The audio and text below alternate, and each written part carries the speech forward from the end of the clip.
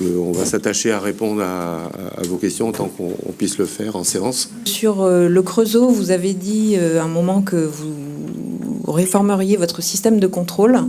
Est-ce que vous l'avez fait vraiment ? On a effectivement travaillé sur les questions des fraudes, à essayer de voir quel système mettre en place de surveillance qui permettent de mieux prévenir d'abord, puis détecter ensuite des éventuelles fraudes.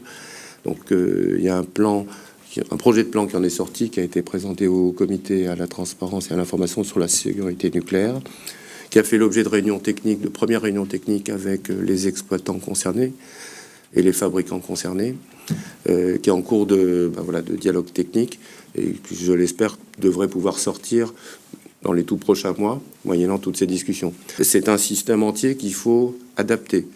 C'est pas simplement l'ASN fait plus d'inspections. Il faut qu'il y ait un travail au niveau des usines, celles qui potentiellement peuvent être concernées par des fraudes, par les grands fabricants qui ont vocation à superviser leurs prestataires, que sont ces usines-là. Typiquement Areva versus le Creusot. Alors ils sont ensemble actuellement, mais historiquement ils ne l'étaient pas, c'était pas la même boîte. Et puis évidemment les exploitants. Et c'est pour ça que c'est l'ensemble de cette chaîne qui doit mieux fonctionner. Chacun doit prendre sa part. Sur les sources de sécurité, enfin les sources radioactives, vous dites c'est un premier pas pour prendre en charge la sécurité. Est-ce que vous comptez aller plus loin là-dessus, par exemple sur les piscines de combustible? Est-ce que vous souhaiteriez vous pencher sur les conséquences potentielles d'actes de malveillance? Merci. Mon constat, c'est que la plupart de mes grands homologues étrangers sont en charge de la sécurité. Et je considère qu'une réforme, non pas que pour traiter les piscines, mais pour se mettre dans le droit commun international, me paraît absolument incontournable à terme. Ce sujet-là, la sécurité, donc je le redis, protection contre les actes de malveillance, il y a des services en charge. Dans le sujet des sources radioactives et la question de la sécurité, c'était un sujet qui était orphelin. Donc c'était une urgence absolue d'avoir un système de contrôle d'État, en l'occurrence fait par l'ASN maintenant, qui sera fait par l'ASN. Sur la protection contre les actes de malveillance, il y a deux choses très distinctes. Faire en sorte qu'il n'y ait pas des gens qui attaquent, et deux, mettre en place des parades pour que même s'ils attaquent, on arrive à les maîtriser. Ça n'a jamais été une autorité de sûreté, je vous rassure, qui a géré ces aspects-là. Ça a toujours été, dans tous les pays, la force publique sous ses diverses formes. Par contre, une fois que ça est défini, quelle est la menace, le dimensionnement technique des installations, c'est les autorités de sûreté qui font ça à l'étranger. Assez logiquement, parce que simplement, c'est technique. Qu'est-ce qui est sensible et qu'il faut plus protéger?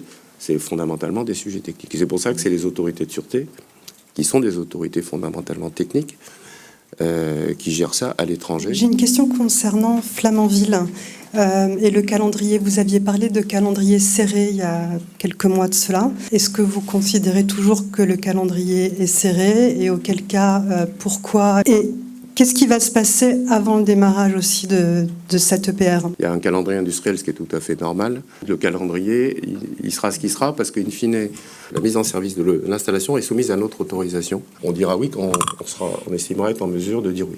Mais effectivement, pour l'instant, vu d'aujourd'hui, vu ce qu'on sait des dossiers, c'est tendu. Sylvie, tu veux compléter? Donc, en effet, c'est tendu. Il y a encore de nombreux dossiers à transmettre par l'exploitant, donc EDF, notamment sur les équipements sous pression, donc les attestations de conformité à transmettre. Beaucoup aussi d'éléments sur la démonstration de sûreté, pour faire simple, pour montrer la performance des systèmes de sûreté. Et enfin, tous les essais de démarrage qui sont en cours. Donc, il y en a un certain nombre qui se font évidemment avant que la matière nucléaire arrive, puisque pour cette matière nucléaire qui arrive, il y a aussi une autorisation de l'ASN, qui doivent aussi montrer la performance des systèmes au regard de ce qui est attendu. Il y a eu donc à peu près 5 groupes permanents d'experts qui se sont réunis les 2 dernières années sur un certain nombre de thématiques, dont les équipements sous pression nucléaire, et donc il est prévu donc un groupe permanent en juillet 2018 pour faire un peu le point sur tous les dossiers et finaliser la position, voire des demandes complémentaires pour justifier la démonstration de sûreté.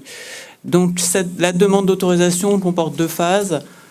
Tout d'abord, ce qu'on appelle la mise en service partielle, donc pour l'arrivée du combustible sur le site, et ensuite une deuxième autorisation pour l'introduction du combustible dans la cuve. Ça sera tendu. Et en tout état de cause, ça sera le calendrier de sûreté qui s'imposera. Concernant l'extension de vie des centrales d'EDF, vous avez dit en 2015, janvier, donc pendant vos vœux, qu'une décision serait pour fin 2015, avec décision définitive 2018. Puis, il y a quelques mois, en novembre, vous avez dit que ce sera pour 2021. Pourquoi why this delay? Pourquoi c'est repoussé tout le temps? C'est un peu la même chose que sur le planning de l'EPR. On ne peut prendre position qu'une fois qu'on a reçu les propositions techniques dont la transmission avait été calée de façon déjà assez tendue, compte tenu de tous les travaux qu'il y a eu à faire à la suite de l'accident de Fukushima. C'est clairement, ça a joué, ça a de fait retardé la confection par EDF des études elles-mêmes, et ça, on le savait dès le départ. Et les études en lien avec les VD4, elles ont été transmises avec un certain nombre de retards. Et d'ailleurs, on ne les a pas encore toutes. C'est tout à fait conforme à ce que prévoit la loi. La loi prévoit la séquence suivante. L'exploitant fait sa 4e visite décennale. Dans les 6 mois et quelques à venir, il remet ce qu'on appelle le rapport de réexamen, c'est-à-dire le bilan de ce qu'il a fait, ce qu'il entend faire à l'avenir. Et ensuite, le fait de décider qu'il peut repartir, entre guillemets, pour 10 ans, cette fois avec la nouvelle loi de transition énergétique, c'est à notre main, à la main de l'ASN, après un processus d'enquête publique. L'objectif qu'on a fixé général, c'est vrai dans d'autres pays, c'est d'essayer de se rapprocher des standards modernes. Alors typiquement pour nous, une référence EPR nous va bien. Je prends un exemple.